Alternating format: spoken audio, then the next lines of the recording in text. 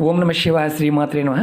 మిత్రులకి శ్రేయోభిలాషులకి అలాగే నన్ను ఎంతగా ఆదరిస్తున్న యూట్యూబ్ ప్రేక్షకులందరికీ కూడా పేరు పేరు ధన్యవాదాలు.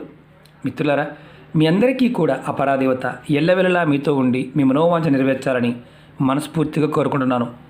చాలామంది మిత్రులు అక్క చెల్లెళ్ళు మెయిల్స్లోను కామెంట్స్లోను గురువుగారు ఏకాదశి రోజున మేము చేసుకోగలిగేవి ఏదైనా తేలికైన ఉపాయాలు చెప్పండి అని చాలామంది అడగడం జరిగింది. రేపు ఏకాదశి, ఆ శ్రీమన్నారాయణుడు మనందరికీ కూడా మన మనోవాంఛలు నెరవేర్చాలని మనస్ఫూర్తిగా నేను కోరుకుంటున్నాను. ఈ ఉపాయాలు, ఈ 5 ఉపాయాలు చేయటం వల్ల మీకు ధనప్రాప్తి కలుగుతుంది, ధనలాభం కలుగుతుంది, కుటుంబంలో సుఖ సంతోషాలు కలుగుతాయి, వ్యాపార అభివృద్ధి కలుగుతుంది. రాబోయే సంవత్సరం గ్రహస్థితులు ఎలా ఉన్నప్పటికీ కూడా మీరు ఈ పరిహారాలు చేస్తూ ఉంటే ఖచ్చితంగా మీకు అద్భుతమైన మార్పుల్ని చూస్తారు. నేను మీకు ఒక 5 తేలికైన ఏకాదశి రోజు చేసుకోగలిగే ఉపాయాలు చెప్తాను. ఇది ఆడవారైన మగవారైన చేసుకోవచ్చు. ఆ రోజున నియమ నిబంధనలు ముందే చెప్తాను. ఇంటిలో నెలసరి ఉన్నప్పుడు మాత్రం చేయమాకండి. అలాగే మీరు దేవాలయంలో కూడా చేసుకోవచ్చు. అలాగే అంటే ఇంట్లో నెలసరి ఉండి మీరు ఎవరైనా ఇబ్బంది ఉంటే దేవాలయంలో కూడా చేసుకోవచ్చు, ఎలాంటి ఇబ్బంది లేదు. అలాగే ఎవరైనా కుటుంబ సభ్యులు మరణించి ఉండి పెద్ద కర్మ అవ్వకుండా ఉంటే వారు కూడా ఇంటి దగ్గర స్వామివారి దగ్గర దీపం కూడా పెట్టవద్దు. అలాగే ఈ ఉపాయానికి ఏకాదశి తిథి చాలా అద్భుతమైనది. రేపు మన దేవాలయాలకు వెళ్ళి మనం వైకుంఠ ద్వారం ద్వారా స్వామిని చూస్తాము. అంటే మనకి ఉత్తరాయణ కాలం ముందు నుంచి మనం చెప్పుకుంటూ ఉంటాము, శ్రీమన్నారాయణుడు నిద్ర నుంచి లెగుస్తాడు అని. మనం చిన్న చిన్న ఉపాయాలు, చిన్న చిన్న పరిహారాలు చేసినట్లయితే మనకి ఐశ్వర్యము, అష్టైశ్వర్యాలు, భోగభాగ్యాలు కలుగుతాయి, పూర్వకర్మలు తొలగిపోతాయి, పాపాలు అన్నీ తొలుగుతాయి. తెలిసి కానీ తెలియక కానీ మన కర్మల వల్ల, పూర్వపాపాల వల్ల, పూర్వశాపాల వల్ల ఏదైతే సమస్యలు వస్తున్నాయో ఆ సమస్యలన్నీ కూడా పలచబడతాయి. ఖచ్చితంగా మనకి బాగుంటుంది. మనం ప్రతి ఏకాదశికి కూడా మనం చేసుకోవచ్చు. అలాగే ఆహార నియమాలు కూడా చెప్తాను. రేపు పొరపాటును కూడా మాంసాహారాన్ని, మద్యాన్ని సేవించవద్దు. వీలైతే మీరు మంచం మీద కాకుండా కింద పడుకోవడానికి ప్రయత్నం చేయండి. ఒకవేళ మీకు శరీరం సహకరించకపోతే మామూలుగా పడుకోవచ్చు. రేపు ఉపవాసం ఉండడానికి ప్రయత్నం చేయండి. ఉపవాసం అంటే పూర్తిగా మానేయమని కాదు, పలహారం అంటే ఏదైనా తీసుకోవచ్చు, పలహారం తీసుకోవచ్చు. అలాగే పళ్ళు, పాలు కూడా తీసుకోవచ్చు. ఎందుకంటే ఏకాదశి ప్రతి నెలలో వచ్చే ఏకాదశి మనం గనక అంటే పౌర్ణమికి ముందు వచ్చే ఏకాదశి ఎవరైనా సరే శ్రీమన్నారాయణని గనక భక్తిపూర్వకంగా ఆరాధించినట్లయితే వారి కలికాలంలో అఖండ కోటీశ్వరులు అవుతారు అని శాస్త్రం చెప్తుంది. విధి విధానంగా మనం మనస్ఫూర్తిగా నమ్మి ఈ ఉపాయాలని స్వామివారిని ఆరాధించినట్లయితే ఖచ్చితంగా మన జీవితంలో అద్భుతమైన ఫలితాలని పొందుతాం. ఎలా చేయాలి, ఏ విధంగా చేయాలి తెలియచేస్తాను. మిత్రులారా, మీకు ఈ వీడియో నచ్చినట్లయితే లైక్ చేయండి. అలాగే 10 మంది మిత్రులకి షేర్ చేయండి. ఎందుకంటే మనం ఇలాంటి చిన్న చిన్న విషయాలని, అద్భుతమైన విషయాలని ఎంతమందితో పంచుకుంటే అంత పుణ్యం కూడా మనకు దక్కుతుంది. అలాగే మనం దాన ధర్మాలు చేసినా చేయకపోయినా భగవద్నామాన్ని స్మరించడం వల్ల, భగవంతుడి గురించి మనం మాట్లాడటం వల్ల కలికాలంలో అద్భుతమైన పుణ్యం కూడా కలుగుతుంది. ఇది గుర్తుంచుకోండి. అలాగే ఛానల్ సబ్స్క్రైబ్ చేసుకున్న తర్వాత పక్కనే ఉన్న గంట సింబల్ని యాక్టివేట్ చేసుకోండి. అలాగే మీరు అనేక రకాల సమస్యలతో బాధపడుతూ ఉన్నారు, చాలామంది కామెంట్స్ పెడుతూ ఉన్నారు. మీరు నా వీడియోస్లోకి వెళ్ళండి. మీరు ఏదైతే ఆచరించగలుగుతారో, చేయగలుగుతారో దాన్ని మాత్రమే ప్రయత్నించేయండి. ముందుగా మనం ప్రథమ ఉపాయం చెప్తాను.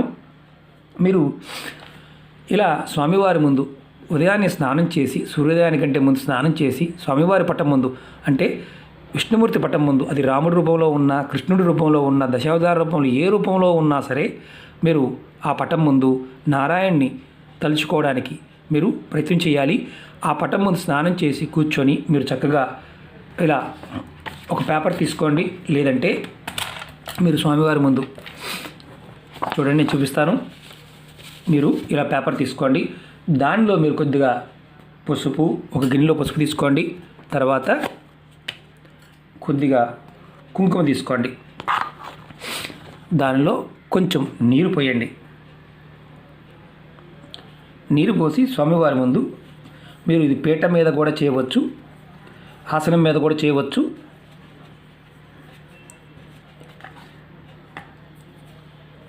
చూడండి, ఇప్పుడు మీరు ఇక్కడ పసుపు కుంకుమతో చేసిన పదార్థం ఉంది కదా, ఇలా మీరు మధ్యలో చుక్క పెట్టండి. మీరు పెడుతున్నప్పుడు ముందు ఓం మహాగణపతి నమః అనుకోండి. తర్వాత స్వస్తిక్ని వేయండి. చూడండి నేను స్వస్తిక్ ఎలా వేస్తున్నాను చూడండి. స్వస్తిక్ వేయటం కూడా తెలియాలి. మనం ఇంతకుముందు చాలా వీడియోలో చెప్పుకున్నాం. చూడండి స్వస్తిక్ మనం అనుకుంటాం కదా సాక్షాత్తు గణపతి స్వరూపం.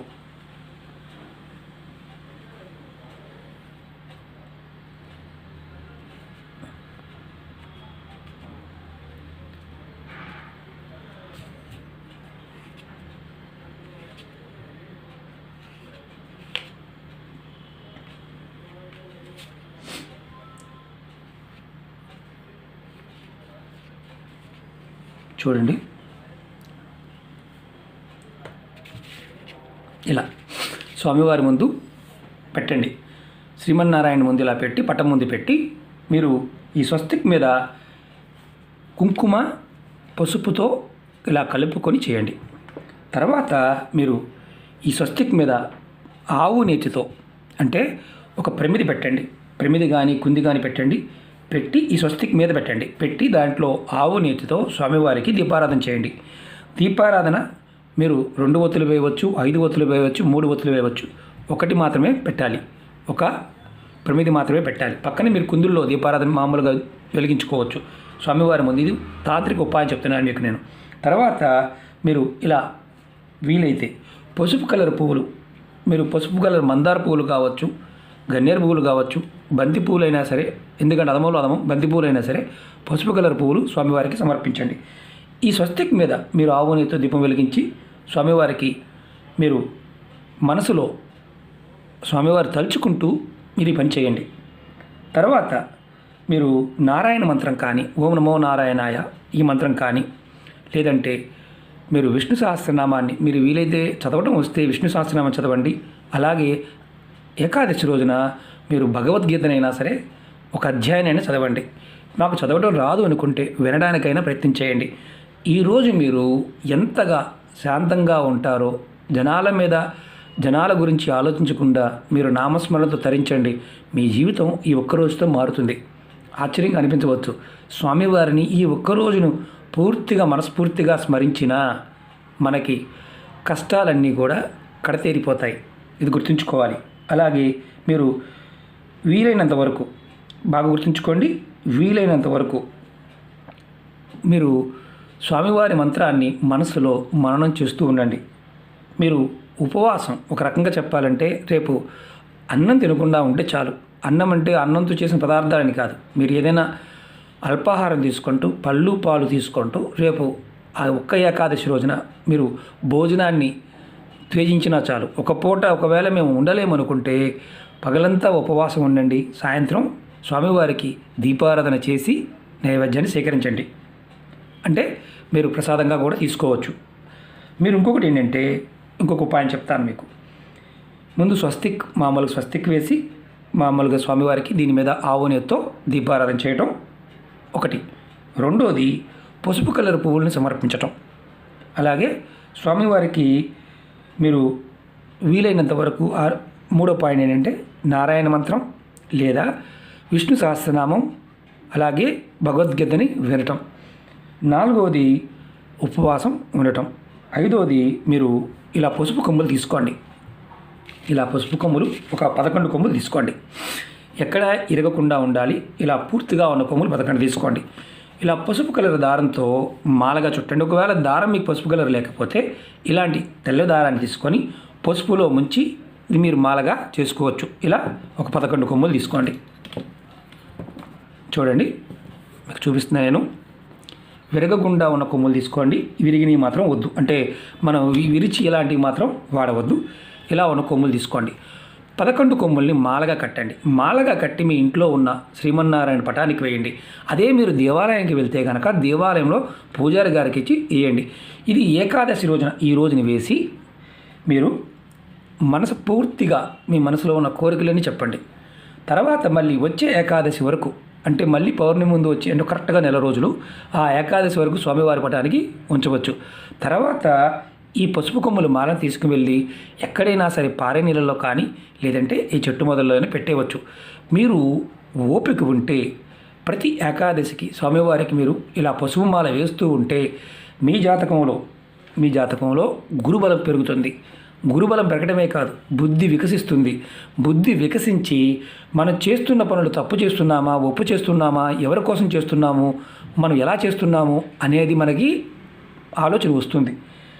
ఖచ్చితంగా మీరు ఆ పసుపు కొమ్ములు మాల వేసి స్వామివారికి చేసినట్లయితే, ఏకాదశి చేస్తూ ఉన్నట్లయితే మీ జీవితంలో భార్యతోనూ పిల్లలతోనూ ఎప్పుడూ గొడవలు రావు.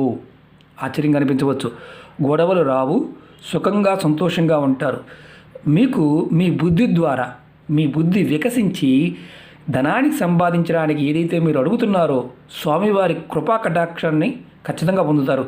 ఎక్కడైతే శ్రీమన్నారాయణ ఆరాధన జరుగుతుందో అక్కడ లక్ష్మీదేవి ఉంటుంది. ఎక్కడైతే శివారాధన జరుగుతుందో అక్కడ అమ్మవారు ఉంటుంది. ఎక్కడైతే మీరు బాగా గుర్తుంచుకోండి, ఎక్కడైతే రామనామాన్ని జపిస్తూ ఉంటారో అక్కడ ఆంజనేయ స్వామి ఉంటాడు. ఇవన్నీ కూడా ఏంటంటే ప్రాకృతమైన శక్తిని, దైవశక్తులన్నీ కూడా నామంతోనే మనకి కలికాలంలో పొందగలుగుతాము అని మన పెద్దలు చెప్పిన విషయం. కాబట్టి మిత్రులారా, ఈ చిన్న పరిహారాన్ని, చిన్న ఉపాయాలు 5 కూడా ప్రయత్నపూర్వకంగా చేయండి. ఖచ్చితంగా మీ అందరికీ కూడా ఆ శ్రీమన్నారాయణ యొక్క కృపా కటాక్షం, అనుగ్రహం కలుగుతుంది. మీరు గుర్తుంచుకోండి, ఈ చెప్పిన పదార్థము ఇందులో ఏది వీలైతే అది చేయడానికి ప్రయత్నం చేయండి. 5 వీలైతే 5 చేయండి. మాకు వీలు కాకపోతే వేరే పదార్థాలతో చేయాలని అడగమాకండి. ఎందుకంటే ఈ పదార్థాలతో చేసినప్పుడు మాత్రమే ఫలితాన్ని పొందుతారు. ఓకే మిత్రులారా, ఈ చిన్న ప్రయత్నం చేసి ఆ శ్రీమన్నారాయణ కృపా కటాక్షాన్ని పొందుతారని మనస్ఫూర్తిగా నేను అనుకుంటున్నాను, చేస్తారని కూడా అనుకుంటున్నాను. మిత్రులారా, మీకు ఈ వీడియో నచ్చినట్లయితే లైక్ చేయండి, నా ఛానల్ సబ్స్క్రైబ్ చేసుకోండి, పక్కనే ఉన్న గంట సింబల్ యాక్టివేట్ చేసుకోండి, 10 మంది మిత్రులకి షేర్ చేయండి. ఓం నమః శివాయ, శ్రీమాత్రే నమః.